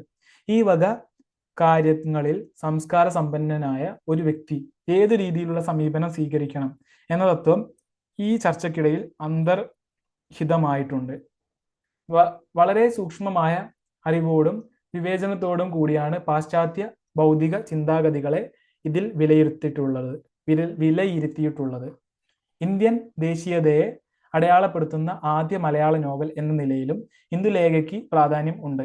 ഇന്ത്യൻ നാഷണൽ കോൺഗ്രസിനെ സംബന്ധിച്ചും ഗ്രാഹ്യതയും അടുപ്പവും ചന്തുമേനോന് ഉണ്ടായിരുന്നുവെന്ന് വെളിപ്പെടുത്തുന്നതാണ് 18-ാം അധ്യായത്തിലെ ചർച്ച. ഇംഗ്ലണ്ടിനെ പോലെയുള്ള സ്വതന്ത്രത ഇന്ത്യക്കും ഉണ്ടാക്കുക എന്നതായിരുന്നു അന്നത്തെ കോൺഗ്രസിന്റെ ലക്ഷ്യം. ഇംഗ്ലണ്ടിലുണ്ടായ പുരോഗതിയും സംസ്കാരവും കൈവരിക്കാൻ ഇംഗ്ലീഷ് ഭരണത്തെ ഉപയോഗപ്പെടുത്തുകയും ഇംഗ്ലീഷ് ഭരണാധികളോട് നിവേദനങ്ങൾ നടത്തുകയും ചെയ്യുക എന്നതായിരുന്നു അതിനുള്ള മാർഗം. മാധവൻ ഇക്കാര്യം വിശദീകരിക്കുന്നുണ്ട്. രാഷ്ട്രീയമായി തന്നെ അന്നത്തെ ഏറ്റവും പുരോഗമനപരമായ ആശയമായിരുന്നു അത്. റിയലിസത്തിന്റെയും കാൽപ്പനികത്വത്തിന്റെയും ഗണ്യമായ കലർപ്പ് ഇന്ദുലേഖയിൽ. റിയലിസത്തിന്റെയും കാൽപ്പനികത്വത്തിന്റെയും ഗണ്യമായ കലർപ്പ് ഇന്ദുലേഖയിൽ. നോവലുകളിലൂടെയാണ് മലയാള സാഹിത്യത്തിൽ റിയലിസം കടന്നു വരുന്നത്. നിത്യജീവിതത്തിൽ സുപരിചിതങ്ങളായ സംഭവങ്ങളെ കൂട്ടിയിണക്കി ഇതിവൃത്തം നെയ്തെടുക്കുന്നതിൽ ചന്തുമേനോൻ കൈവരിച്ച വിജയമാണ് ഇന്ദുലേഖയുടെ കഥയ്ക്ക് സംഭവ്യത നൽകുന്നത്. സുഘടിതമായ ഇതിവൃത്തം, വിശ്വാസ്യമായ സംഭവങ്ങൾ, ജീവനും വ്യക്തിത്വവുമുള്ള കഥാപാത്രങ്ങൾ, ഇവയ്ക്കെല്ലാം ഉപരി ഓജസ്സുള്ള നാടൻ ഭാഷാരീതി, ഫലിത സമൃദ്ധമായ സംഭവ പരമ്പരകളിലൂടെ സരസമായി നീങ്ങുന്ന പ്രതിപാദന ശൈലി എന്നിവ കൊണ്ടെല്ലാം ഇന്ദുലേഖ അത്യുത്കൃഷ്ടമായിരിക്കുന്നു.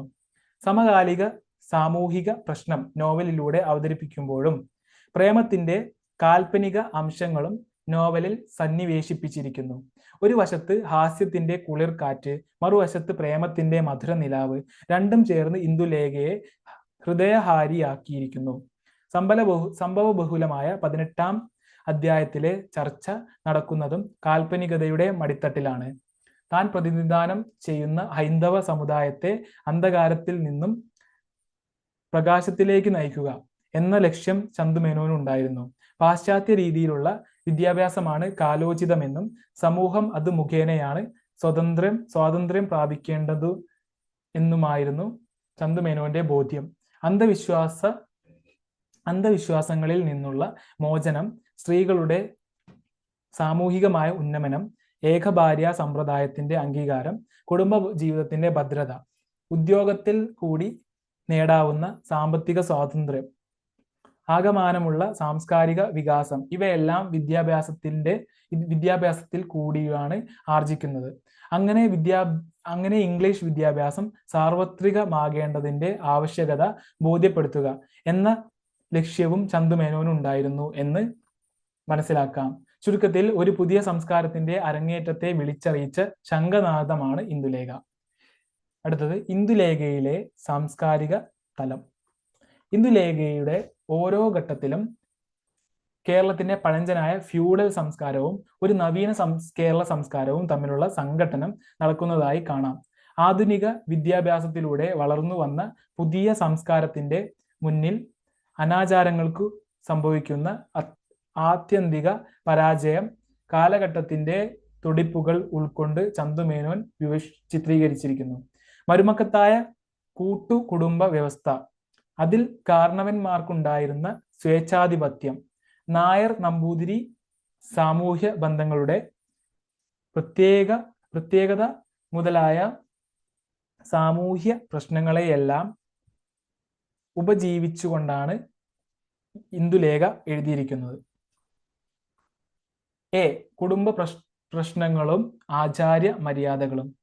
ഇന്ദുലേഖയിലെ കഥ നടക്കുമ്പോൾ ജന്മിത്ത വ്യവസ്ഥിതിയാണ് ഉണ്ടായിരുന്നതെന്ന്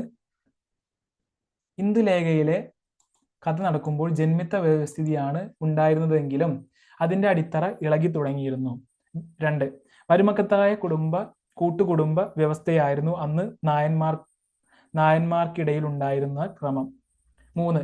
തറവാട്ട് സ്വത്തിന് അവകാശം സ്ത്രീകൾക്കും അവരുടെ സന്താനങ്ങൾക്കും എന്നാണ് വെപ്പ്. 4. തറവാട് ഭരിക്കുന്നത് കാരണവന്മാരായിരിക്കും. കാരണവരുടെ പ്രവർത്തികളെ ആരും ചോദ്യം ചെയ്തിരുന്നില്ല. തിരുവായ്ക്ക് എതിർവായില്ല എന്ന മട്ടായിരുന്നു അന്ന്. കാരണവന്മാർ സിംഹത്തെ പോലെയുള്ള സംഹാരമൂർത്തികൾ. അനന്തരിവന്മാർ ജീവച്ചവങ്ങൾ. ഇതായിരുന്നു പഴയ മരുമക്കത്തായ കൂട്ടുകുടുംബങ്ങളുടെ ഒരു മുഖം. പുരുഷന്മാർ പകൽ തറവാട്ടിൽ കഴിയുകയും അത്താഴത്തിനു ശേഷം രാത്രികാലങ്ങളിൽ തങ്ങളുടെ സംബന്ധ വീടുകളിൽ ചെന്നെത്തുകയുമായിരുന്നു പതിവ്. 6. സാധാരണഗതിയിൽ മുന്തിയ തറവാട്ടുകളിലെ സ്ത്രീകൾ ഗൃഹങ്ങളിൽ പോയി താമസിക്കുക പതിവില്ലായിരുന്നു. അവർക്കതിന് അവകാശവുമില്ലായിരുന്നു. 7. സംബന്ധം എന്ന വൈവാഹിക സമ്പ്രദായം നായന്മാരുടെ ഇടയിൽ അന്നു നിലനിന്നിരുന്നു. പണക്കാരായ സംബന്ധക്കാരിൽ നിന്ന് പണം തട്ടിയെടുത്ത് സ്വന്തം തറവാട് നന്നാക്കുന്ന സ്ത്രീകളെ അന്നു ബുദ്ധിമതികളായി വിശേഷിപ്പിച്ചിരുന്നു. കുഞ്ഞിക്കുട്ടിയമ്മ തന്റെ ദൗഹിത്രിക്ക് കൊടുക്കുന്ന ഉപദേശത്തിൽ നിന്ന് ഇത് വ്യക്തമാകുന്നു. 8. മുന്തിയ തറവാട്ടുകാർ തങ്ങളുടെ സ്ത്രീകളെ വരേണ്യവർഗം, നമ്പൂതിരിമാർ, ബ്രാഹ്മണർ, ക്ഷത്രിയർ സംബന്ധം ചെയ്യുന്നത് അഭികാമ്യമായി കരുതിയിരുന്നു. അന്ന് അത് അന്തസ്സിന്റെ പ്രതീകമായിരുന്നു. സംബന്ധക്കാരന്റെ സാമ്പത്തിക നില മരുമക്കത്തായ സമ്പ്രദായത്തിൽ ഒരു പ്രശ്നമായിരുന്നില്ല. നമ്പൂതിരി നിസ്വനാണെങ്കിലും വൃദ്ധനാണെങ്കിലും ഒരു നായർ സ്ത്രീക്ക് സംബന്ധം തുടങ്ങുന്നത് അന്തസ്സായി തറവാട്ടിലെ സ്ത്രീ പുരുഷന്മാർ സാധാരണയായി കണ്ടിരുന്നു. 9. നിസ്വരായ ബ്രാഹ്മണർ ഭാര്യയുടെ തറവാടിന്റെ ചെലവിൽ കഴിയുന്നതും അസാധാരണമായിരുന്നില്ല.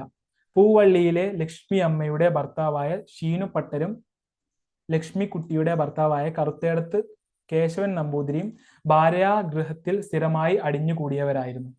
10. നമ്പൂതിരിമാരും ബ്രാഹ്മണരും നായർ സ്ത്രീകളെ ഭാര്യമാരാക്കിയിരുന്നുവെങ്കിലും അവർ തൊട്ട ആഹാര പദാർത്ഥങ്ങൾ ഭക്ഷിക്കുമായിരുന്നില്ല. അവർ സ്വയം പാകം ചെയ്ത പദാർത്ഥങ്ങളെ കഴിക്കൂ. 11. നായന്മാർ നമ്പൂതിരിപ്പാടോട് സംഭാഷണം ചെയ്യുമ്പോൾ തിരുപ്പേൻ, അടിയൻ തുടങ്ങിയ ആചാര പദങ്ങൾ ഉപയോഗിക്കുമായിരുന്നു. നമ്പൂതിരിയോട് സംസാരിച്ചപ്പോൾ അടിയൻ എന്ന പദം ഒഴിവാക്കി ഞാൻ എന്ന പ്രയോഗിച്ചപ്പോൾ നമ്പൂതിരിക്ക് അടിയേറ്റതുപോലെയാണ് തോന്നിയതെന്ന് ചന്തുമേനോൻ വർണ്ണിക്കുന്നുണ്ട്. 12. പണക്കാരായ നമ്പൂതിരിമാർ നിത്യേന ഭാര്യാഗൃഹത്തിൽ എത്തിച്ചേരുക പ്രയാസമെന്ന് കണ്ടാൽ ഭാര്യമാരെ സ്വന്തം സ്ഥലത്തേക്ക് കൂട്ടിക്കൊണ്ടുപോയി ഇല്ലത്തിനടുത്ത് പുതിയ മാളിക പണിയിച്ചു കൊടുത്ത് കുടിയിരുത്താറുണ്ടായിരുന്നു. ഇന്ദുലേഖയെ അപ്രകാരം കൊണ്ടുപോകാനാണ് സൂര്യ നമ്പൂതിരിപ്പാട് ആഗ്രഹിച്ചത്. അത് പറ്റാതെ വന്നപ്പോൾ കൗമാരപ്രായത്തിലുള്ള കല്യാണി കുട്ടിയെ സംബന്ധം ചെയ്ത് കൊണ്ടുപോയി എന്നു മാത്രം. 13. നായർ തറവാടുകളിലെ ഫ്യൂഡൽ സംസ്കാരത്തെയാണ് ചന്തുമേനോൻ ഏറ്റവും അധികം തുറന്നു കാട്ടിയത്. ബി. സംബന്ധം ഇന്ദുലേഖയിൽ നിന്നും ഒരു രംഗം. ബ്രാഹ്മണ വീഴ്ചയുടെ കാര്യം നായർ കുടുംബങ്ങളുടെ മറ്റൊരു മുഖമായിരുന്നു. ബ്രാഹ്മണർ, പ്രത്യേകിച്ചും നമ്പൂതിരിമാർ, സ്ത്രീകളെ സംബന്ധം ചെയ്യുന്നത് വലിയ ബഹുമതിയായിട്ടാണ് കരുതിയിരുന്നത്. ഒരു നമ്പൂതിരി സമുദായത്തിന് വന്നാൽ നിഷേധ രൂപത്തിൽ മറുപടി പറയാൻ ആരും ധൈര്യപ്പെട്ടിരുന്നില്ല. സംബന്ധം എന്ന് പറഞ്ഞാൽ മുൻകൂട്ടി വിവാഹാലോചന നടത്തിയിട്ടുള്ള സംബന്ധമാകണമെന്നില്ല. ചിലപ്പോൾ വന്നു കയറിയ ഉടനെ ആവശ്യപ്പെടുന്ന സംബന്ധവുമാകാം. ഇന്ദുലേഖയും അമ്മയും തമ്മിലുള്ള സംഭാഷണം ശ്രദ്ധിക്കൂ. ലക്ഷ്മിക്കുട്ടിയമ്മ: നമ്പൂതിരിപ്പാടിലെ വരവ് ബഹുഘോഷമായി. ആൾ മഹാവിഡ്ഢിയാണെന്ന് തോന്നുന്നു. ഇതിന്റെ മുകളിലേക്ക് വരുവുണ്ടാവും. ഇന്ദുലേഖ: വരട്ടെ. ലക്ഷ്മിക്കുട്ടിയമ്മ: ബാന്ധവിക്കണം എന്ന് പറയും. ഇന്ദുലേഖ: ആരെ? ലക്ഷ്മിക്കുട്ടിയമ്മ: നിന്നെ. ഇന്ദുലേഖ: വന്നു കയറിയ ഉടനെയോ? ലക്ഷ്മിക്കുട്ടിയമ്മ ചിരിച്ചുകൊണ്ട്: ഒരു സമയം ഉടനെ തന്നെ എന്ന് പറയും എന്ന് തോന്നുന്നു. പിന്നീട് നടന്ന കാര്യങ്ങൾ നമ്പൂതിരിയുടെ വിഡ്ഢിത്തവും വിളിച്ചറിയിക്കുന്നതായിരുന്നു. 12. കലയിൽ കൂടി സാമൂഹ്യ പരിഷ്കരണം. ജന്മിത്വത്തിന്റെ പ്രാതിനിധ്യം വഹിച്ചിരുന്ന നമ്പൂതിരി നായർ സമുദായങ്ങളിലെ ദുരാചാരങ്ങളും അധപ്പതനോന്മുഖതയും അന്ധസങ്കല്പങ്ങളും സൂക്ഷ്മമായി നിരീക്ഷിച്ച് അവയെ സരസമായി ആക്ഷേപിക്കാൻ ആ ഫലിത രസികൻ തയ്യാറായി. നവീന പരിഷ്കാരത്തിന്റെ മുന്നേറ്റത്തെ ചെറുത്തു നിർത്താൻ പട്ടം കൂട്ടുന്ന യാഥാസ്ഥിതിക പ്രഭുത്വത്തിന് ചന്തുമേനോന്റെ കൃതിയുടെ മുമ്പിൽ ലജ്ജിച്ചു തല താഴ്ത്താതെ തരമില്ലെന്ന് വന്നു. താൻ കണ്ടും കേട്ടും പരിചയിച്ചിട്ടുള്ള മനുഷ്യരെ യഥാർത്ഥ ജീവിതത്തിൽ നിന്നു കൂട്ടിക്കൊണ്ടുപോയി തികച്ചും സ്വാഭാവികമായ ഒരു സംഭവ ശൃംഖല കൊണ്ട് ബന്ധിച്ചു പ്രദർശിപ്പിക്കുകയാണ് അദ്ദേഹം ചെയ്തത്. ആദ്യമായി രസിപ്പിക്കുക, പിന്നീട് ചിന്തിപ്പിക്കുക, അതും കഴിഞ്ഞ് ഗുണദോഷിക്കുക എന്നതാണ് ചന്തുമേനോന്റെ ഉന്നം. കലയിൽ കൂടി സാമൂഹ്യ പരിഷ്കരണം സാധ്യമാകണമെങ്കിൽ ഇതായിരിക്കണം മാർഗമെന്ന് മനസ്സിലാക്കി കൊണ്ടുള്ള പ്രയോഗം കുറിക്കൊള്ളുകയും ചെയ്തു. ചന്തുമേനോന്റെ ഇന്ദുലേഖ നിർവഹിച്ച സാമൂഹ്യ കർത്തവ്യത്തെ പറ്റി പ്രൊഫസർ എൻ കൃഷ്ണപിള്ളയുടെ ഈ വിലയിരുത്തൽ മതി കേരളീയ നവോത്ഥാനത്തിൽ ചന്തുമേനോൻ വഹിച്ച പങ്ക് വെളിവാക്കാൻ. ഈ നോവലിൽ പ്രകടമാകുന്ന പ്രധാന മുന്നേറ്റങ്ങൾ ചുവടെ കൊടുക്കുന്നു. 1. 19-ാം നൂറ്റാണ്ടിന്റെ അവസാനത്തിൽ മലബാറിൽ നിലനിന്നിരുന്ന നായർ സമുദായത്തിന്റെ ചിത്രമാണ് ചന്തുമേനോൻ വരച്ചു കാട്ടുന്നത്. ജന്മിത്ത വ്യവസ്ഥിതിയായിരുന്നു അന്നത്തേത്. എങ്കിലും ഇന്ദുലേഖയിലെ കഥ നടക്കുമ്പോൾ അതിന്റെ അടിത്തറ ഇളകി തുടങ്ങിയിരുന്നു. 2. മരുമക്കത്തായമായിരുന്നു അന്ന് നായന്മാർക്കിടയിൽ ഉണ്ടായിരുന്ന ക്രമം. തറവാട് ഭരിക്കുന്നത് കാരണവന്മാരായിരിക്കും. കാരണവരുടെ പ്രവൃത്തികളെ ആരും ചോദ്യം ചെയ്തിരുന്നില്ല. എന്നാൽ ഹിതകരമല്ലാത്ത പഞ്ചുമേനോന്റെ അഭിപ്രായങ്ങളോട് വിയോജിപ്പ് പ്രകടിപ്പിക്കാനുള്ള ധൈര്യം മാധവനും ഇന്ദുലേഖയ്ക്കും ഉണ്ടാകുന്നു. 3. ആംഗല വിദ്യാഭ്യാസം നൽകുന്ന സ്വാതന്ത്ര്യബോധത്തിന്റെ സൃഷ്ടികളായാണ് ഇന്ദുലേഖയെയും മാധവനെയും അവതരിപ്പിച്ചിരിക്കുന്നത്. അതുകൊണ്ടാണ് നാട്യങ്ങളില്ലാതെ നേരായ മട്ടിൽ അവർക്ക് കാര്യങ്ങൾ തുറന്നു പറയാനാകുന്നത്. ഞാൻ ഈ ജന്മം അങ്ങയുടെ ഭാര്യയായിരിക്കുകയില്ലെന്ന് ഇന്ദുലേഖ സൂര്യ നമ്പൂതിരിയോട് തുറന്നടിക്കുന്നതും കാരണവരുടെ എതിർപ്പ് വകവയ്ക്കാതെ ചിന്നനെ ഇംഗ്ലീഷ് പഠിപ്പിക്കുവാൻ മാധവനു കരുത്തു കിട്ടുന്നതും ഈ അറിവിന്റെ സത്ഫലങ്ങൾ തന്നെ. 4. പഞ്ചുമേനോനിൽ സംഭവിക്കുന്ന പരിണാമത്തിനു സന്ദർഭമൊരുക്കുന്നതും സ്വാതന്ത്ര്യബോധമാർന്ന പുതിയ തലമുറയുടെ സമ്മർദ്ദമാണ്. 5. ആധുനിക വിദ്യാഭ്യാസം സർക്കാർ ഉദ്യോഗങ്ങൾക്ക് വഴി തുറന്നതോടെ തറവാട്ടു കാരണവന്മാരെ ആശ്രയിക്കാതെ സ്വന്തമായി ജീവിതമാർഗം കണ്ടെത്താമെന്ന് ബോധം വളർന്നു. 6. 2 തലമുറകളുടെ സംസ്കാരങ്ങൾ തമ്മിലുള്ള സംഘർഷമാണ് ഇന്ദുലേഖയിൽ ദൃശ്യമാകുന്നത്. ജീർണത ബാധിച്ച പഴയ തലമുറയുടെ സങ്കല്പങ്ങൾ തിരുത്തപ്പെടുന്നു. പുതിയൊരു ജീവിതാന്തരീക്ഷം സംസൃഷ്ടമാകുന്നു. 7. അച്ഛനും മകനുമായാലും കാമുകന്മാരായാലും എന്തിനെക്കുറിച്ചും സ്നേഹിതന്മാരെന്ന പോലെ തുറന്നു ചർച്ച ചെയ്യുന്ന സമ്പ്രദായത്തെ നവീന സംസ്കാരത്തിന്റെ ഭാഗമായി ചന്തുമേനോൻ വിഭാവനം ചെയ്തിരിക്കുന്നു. 8. സംബന്ധം എന്ന വൈവാഹിക സമ്പ്രദായം തറവാട്ടു കാരണവരുടെ ഇഷ്ടാനിഷ്ടങ്ങളെ ആശ്രയിച്ചാണ് നടന്നിരുന്നത്. യുവതീ-യുവാക്കൾ തമ്മിലുള്ള ഹൃദയബന്ധത്തിന് അവിടെ സ്ഥാനം കൽപ്പിച്ചിരുന്നില്ല. കല്യാണിക്കുട്ടിയുമായി നടന്ന സംബന്ധത്തിന്റെ കാര്യം അക്കാലത്തെ നായർ കുടുംബങ്ങളിലെ സാധാരണ സംഭവത്തിന്റെ ഒരു ചിത്രം മാത്രമാണ്. ഇതിന്റെ മറുവശമാണ് ഇന്ദുലേഖ മാധവ സംയോഗം. സ്ത്രീ പുരുഷ ബന്ധത്തെ പറ്റി ഏറ്റവും പുരോഗമനപരമായ ഒരു വീക്ഷണമാണ് ചന്തുമേനോൻ ഇന്ദുലേഖയിലൂടെ അവതരിപ്പിച്ചിരിക്കുന്നത്. ഇതിന്റെ മറുവശമാണ് ഇന്ദുലേഖ മാധവ സംയോഗം. സ്ത്രീ പുരുഷ ബന്ധത്തെ പറ്റി ഏറ്റവും പുരോഗമനപരമായ ഒരു വീക്ഷണമാണ് ചന്തുമേനോൻ ഇന്ദുലേഖയിലൂടെ അവതരിപ്പിച്ചിരിക്കുന്നത്. 9.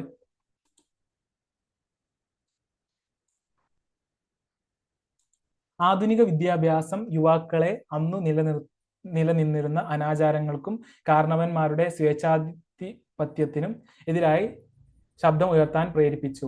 ഇംഗ്ലീഷ് വിദ്യാഭ്യാസത്തിന്റെ ഗുണഭോക്താവായിരുന്ന ചന്തുമേനോൻ ബോധപൂർവം അതിന്റെ മഹത്വം പ്രകീർത്തിക്കുകയാണ് ഇന്ദുലേഖയിലൂടെ. അറിവ് നേടിയവർ പ്രതിനിധാനം ചെയ്യുന്ന ആശയമണ്ഡലം സമൂഹ പുരോഗതി ലക്ഷ്യമാക്കുന്നു. സ്ത്രീ സ്വാതന്ത്ര്യ പ്രഖ്യാപനം. ഇന്ദുലേഖ ചന്തുമേനോന്റെ ഭാവന സൃഷ്ടിച്ച ഒരു അക്കാലത്ത് അവളെ പോലെ വിദ്യരും തന്റേടികളും സ്വതന്ത്ര ചിന്താഗതിക്കാരികളുമായ പെൺകിടാങ്ങൾ വിരളമായിരുന്നു. അവളെ പോലെയുള്ള പെൺകിടാങ്ങൾ ഉണ്ടായാലേ പാരമ്പര്യത്തിന്റെ അഴുക്കുചാലിൽ നിന്ന് നായർ സമുദായം രക്ഷ പ്രാപിക്കുകയുള്ളൂ എന്ന് ഗ്രന്ഥകർത്താവ് ദൃഢമായി വിശ്വസിച്ചിരുന്നു. ആ വിശ്വാസത്തിന്റെ മൂർത്ത ഭാവമാണ് ഇന്ദുലേഖ എന്ന കഥാപാത്രം. കാരണവർ തന്റെ ഇഷ്ടാനിഷ്ടങ്ങൾക്ക് തെല്ലും വില കൽപ്പിക്കാതെ തനിക്ക് സംബന്ധം നിശ്ചയിക്കുമ്പോൾ അതിനെ ഒരു സ്ത്രീയെങ്കിലും എതിർക്കുകയാണെങ്കിൽ അനാചാരങ്ങളുടെയും സ്വേച്ഛാധിപത്യത്തിന്റെയും വൻകോട്ടയുടെ കല്ലുകൾ ഇളകി വീഴുമെന്ന് ഈ നോവലിലൂടെ നമുക്ക് മനസ്സിലാക്കാം. ചുരുക്കത്തിൽ ഈ നോവലിന്റെ അന്തർധാരയായി വർത്തിക്കുന്നത് സ്ത്രീയുടെ സ്വാതന്ത്ര്യ പ്രഖ്യാപനം തന്നെയാണ്. സ്വേച്ഛാധിപത്യ പ്രധാനമായ ജന്മിത്ത വ്യവസ്ഥിതിയിൽ അധിഷ്ഠിതമായ കൂട്ടുകുടുംബത്തിൽ നിന്നും വ്യക്തി സ്വാതന്ത്ര്യത്തിന് പ്രാധാന്യം ലഭിക്കുന്ന സമ്പ്രദായത്തിലേക്കുള്ള സംക്രമത്തിന്റെ ചിത്രമാണ് ചന്തുമേനോൻ ഇന്ദുലേഖയിൽ വരച്ചു കാട്ടിയത്. സമകാല സാമൂഹിക പ്രശ്നം അവതരിപ്പിക്കുമ്പോഴും തറവാടിന്റെയും കാരണവരുടെയും അധികാരത്തെ ചോദ്യം ചെയ്യാൻ തന്റെ ഇടം കാട്ടുന്ന വ്യക്തിഗത പ്രണയമാണ് ഇന്ദുലേഖയിലെ മുഖ്യ പ്രമേയം. ഇതോടുകൂടി ഒ ചന്തുമേനോന്റെ ഇന്ദുലേഖ എന്ന പാഠഭാഗത്തിനെ കുറിച്ചുള്ള ചർച്ച അവസാനിച്ചിരിക്കുന്നു. അടുത്ത യൂണിറ്റ് 4 ചെമ്മീനാണ്. അത് നമുക്ക് അടുത്ത വീഡിയോയിൽ ചർച്ച ചെയ്യാം. Thank you for listening me. Thank you very much.